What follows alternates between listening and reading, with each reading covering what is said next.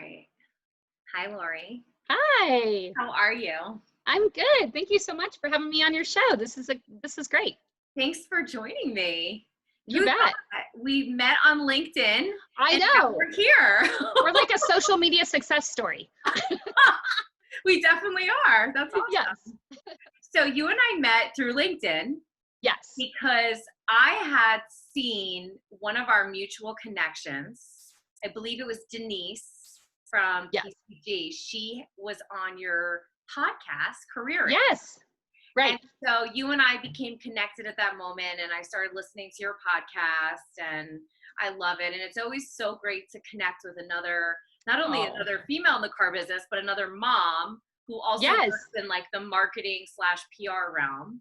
I know Which, there's not a lot of us. So no, it's really nice when so we we all connect. stick together. That's right. Exactly. So you've got this podcast, Careering. You Yep. also are the owner of your own PR firm called Yes. Charisma Communications. And you're on the West Coast. You're out of Yep. Borden. Correct. How did you get started in the car business? And how did you Yeah. get started with your podcast? I want to hear everything. Okay, yeah, you bet. So I've been in automotive now. I cannot believe it, but I started in automotive in '99, which is Wow. so crazy to think about. And I started with a company named Chrome Data. Did not mean to fall into automotive by any means. After school, I was looking for something in marketing and PR because Okay. that was what I went to college for and graduated with. Met at a career fair of all things, a woman by the name of Phyllis McKenna, who I'm still very, very close to, and she's one of my mentors to this day, but she brought me on to Chrome at the time as their marketing programs manager. And I worked there for about 3 years, loved the space, loved automotive, got to know the editors while I was there, got to know the lingo. And then after about 3 years, I just started feeling very stifled and very like the more I went to work, even though I loved it and I was passionate about it, I was thinking like, this just doesn't, like the 9 to 5 doesn't make sense to me. I'm so much more productive. I have so many ideas. And so with Phyllis's help, she sat me down one day and was just like, what's going on? Like, what's happening with you? And I shared these things with her and she helped me launch my own agency. Wow, that's And amazing. then they became my first client. So she really, really, like, talk about mentor. She totally hooked me up. Was Wow. in automotive, have been in automotive now, started my agency in 2003. So here we are, 2020, 17 years later. And I just love it. I love the space. I love the people. I think everyone's so progressive in this space and innovative and just so passionate. I love it. So same thing happened though to me like 2003.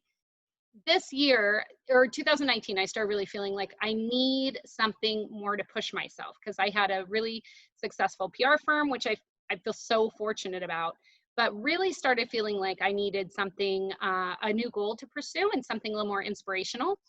So began the Careering podcast. And it's so funny, if you look back like October 2019, I have a daily like kind of goal journal I keep, and it's like find out how to do a podcast. Google, Google how podcast works. Well, you figured it And out. so Googled podcasts, looked into like, I knew that I wanted to really amplify the voice of women and women leaders. And I have two teenagers at home, a 12 and a 14-year-old. So as you said at the beginning, just being a mom and owning a business and trying to sort of balance a healthy home life where the kids feel that they're cared for and rocking a career. Yeah, such a hard There's a lot that goes into that. And so careering really came from the want to explore those things. That's awesome. Yeah. So with your PR agency, are most of your clients in the automotive, it's purely automotive? Yeah, so we, even beyond automotive, we work with some dealers, but honestly, the majority of our work is almost 100% automotive vendors. Oh, So wow. we work almost like primarily tech B2B, so technology providers that want to get into the dealership space. Interesting. And they're Yeah. all over the country, not just on the West Coast. They're Right. No, we've everywhere. worked with, I mean, currently we have like a client in Boston, a client in LA, one in Seattle, one in Texas. I mean, so the funny thing is, I don't even know. I have one client out of Portland right now, but the majority of my clients are spread kind of across nationwide. And what are some examples of the services that you help them with other than getting them Yeah, to stores? Like what you are bet. the things that you do? I think the most important thing that I provide at this point is just the relationships and the knowledge of the industry, honestly, at this point, because we'll draft press releases, we draft articles. I'll call editors or email them and tell them all about the product or something cool these folks are doing. And really, without the relationships, Right. editors, if you're emailing an editor and they have no idea who you are, Yeah. you're not going to get their attention. But I'm working on 20 years of a relationship with these guys. And so I always say, I think our biggest, benefit to our clients is the relationships we've built up over 2 decades. And it really allows us to push people into, automotive news, digital dealer, auto success, all of those guys. Right. Well, you had reached out to me the beginning of the whole pandemic to be on a panel with a couple other people in the auto industry with Digital Dealer, which was awesome. Yeah, well, and here's what's exciting. Here's how the world's kind of come together. So I've been in automotive for a really long time, but now sort of my newfound passion for the female leaders in automotive has really allowed me to marry the two. And before the pandemic, like you said, we were Digital Dealer. I had a spot at Women in Automotive. So now it's kind of like rebuilding and figuring out what happens with all of that. Yeah. But yes, like I will be doing a lot of speaking into the second half of this year and into next year and have it all focused on really how dealerships, more than anything, can bring more leading females into their dealership and into the space. Because I think we bring so much to the table. Yeah. Well, if you think about all the things that we're doing, like you were saying, managing a household. Yeah. Well, now we're also doing school. Right. Now we're the teachers as well. Personal training, therapist. Yep. Like everything. Coaching, all of it. It's all under one roof.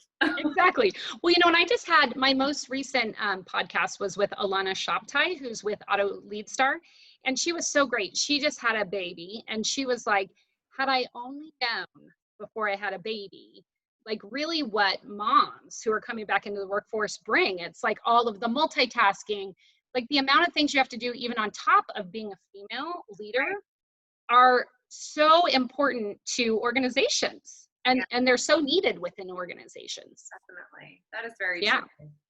I mean, when I was having babies and going back to work, I was working as a vendor, so I was in the field. So that was a lot of an easier transition than I would say than some women that are working actually in the stores that go back after 6 weeks or whatever the time period is, and then it's straight back into the grind of the the hours that you're in the dealership.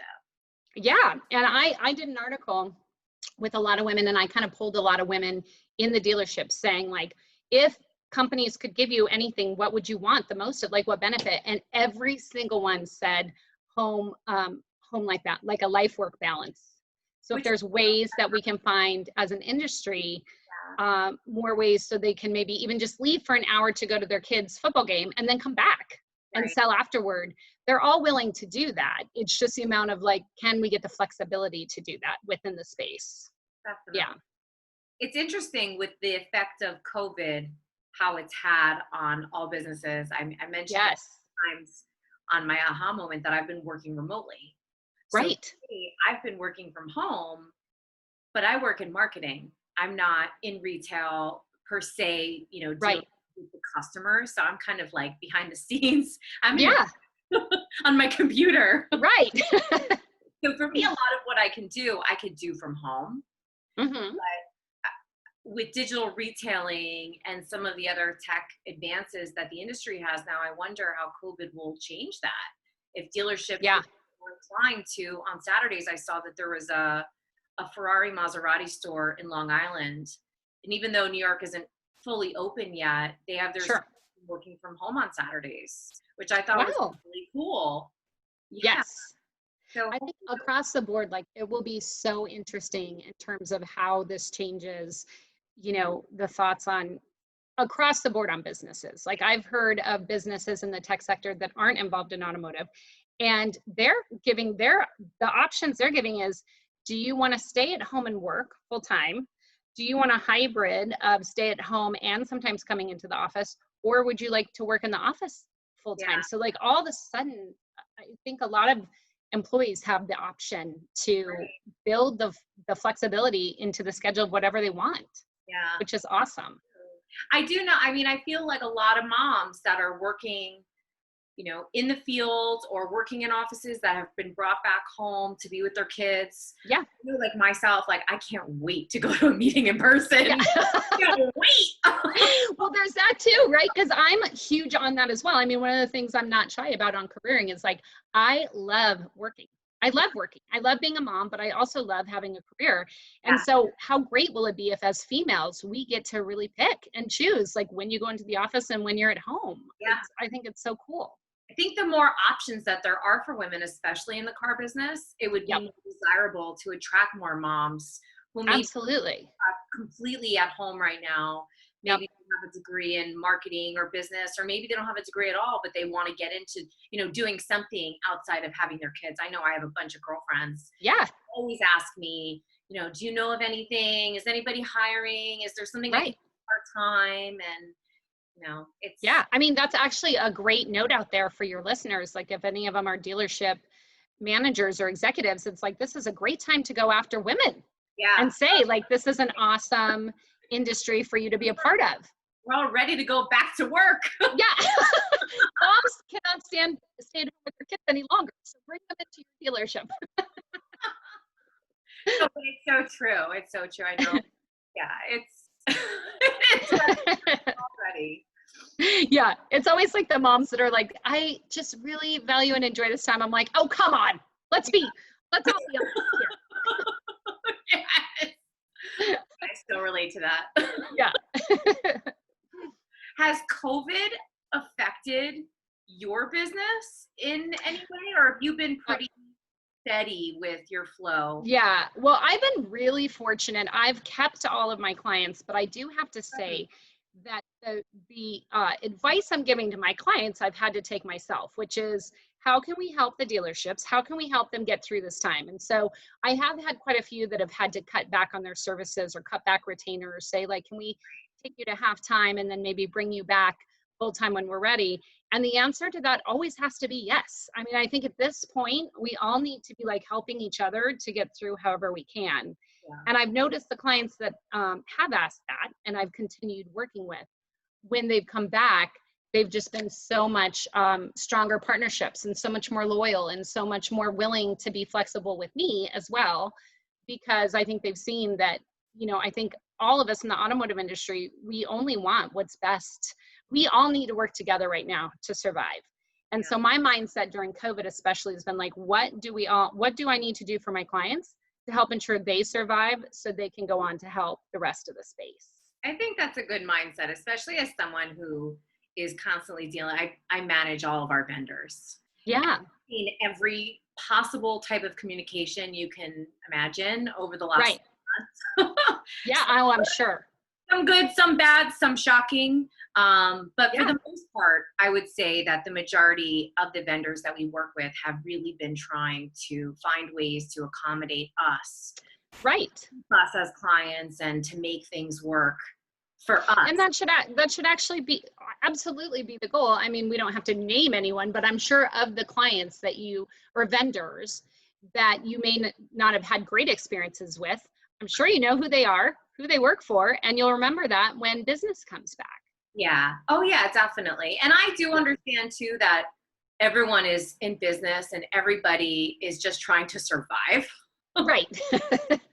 So regardless of what facet of the industry they're working in or any industry, everyone's trying to keep a roof over their head and feed them. Yes, that's true as well.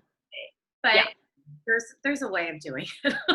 Well, and I want to say also, it's funny because at the very beginning, when I kind of saw this coming, there was, I have a team of writers and social media people, and there were a couple writers specifically that I was like, hey, I think we're probably going to see a slowdown. Are you guys okay with, as we move forward, you may need to be flexible with me in terms of your pay. And every single one of them was like, absolutely, just tell us what you need to do to survive. And that really stuck with me. So then when I started getting those calls from my clients, I remember just what a relief and how good you feel when they're willing to work with you. And so I just carried that forward into my calls as well. That's really nice. Yeah. I mean, there's nothing better than that, to have clients that are understanding and that's cool. Yeah, and don't you think, I mean, I always say this, like, and I think this is so true, no matter what business you're in, I think it's relationships that build your business and keep your business growing. And so it's really all about like, how are we going to take care of the people who we work with and we work for? And if you keep that at the center of everything you do, then you can't go wrong.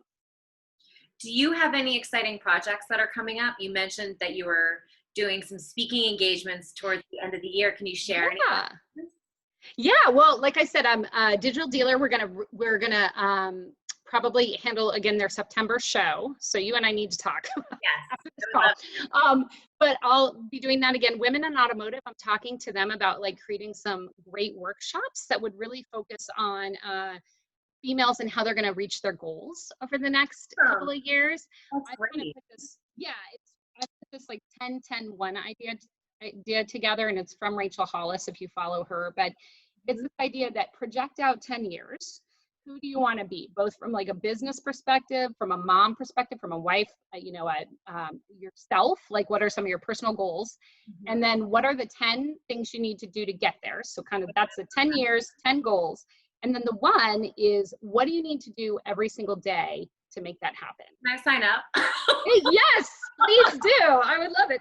But it's so cool. I mean, again, because I keep these journals, these goal journals, I look back, it's great. Now careering is doing extremely well. And I've had some amazing guests on. And I look back to my October goal, which was like Google a podcast, so it's really cool to see how just if you're looking at your like daily goals, how far that carries you. Totally. So I would love to do more kind of workshops like that with females in automotive. And then we're also going to be launching pretty soon a website around the idea of careering that will have articles and more kind of in-depth resources that goes beyond the podcast. That's probably coming second half of this year. That's so exciting. So if we wanted to reach you, what's the best method of contact for you, Laurie? They probably can go to my website, www.charismacommunications.com, or LinkedIn is always great. Like look me up, Laurie Halter on LinkedIn. I'm on LinkedIn all day long. So probably one of those methods would be the best way. Awesome. Thank you so much. Thank you. I can't wait to do your podcast. I know. We'll get ready for it. And then like I said, we need to talk about the speaking engagements as well. We'll go rock the house. Definitely. Awesome. Awesome. Thank you so much, Laurie. Thank you for having me on.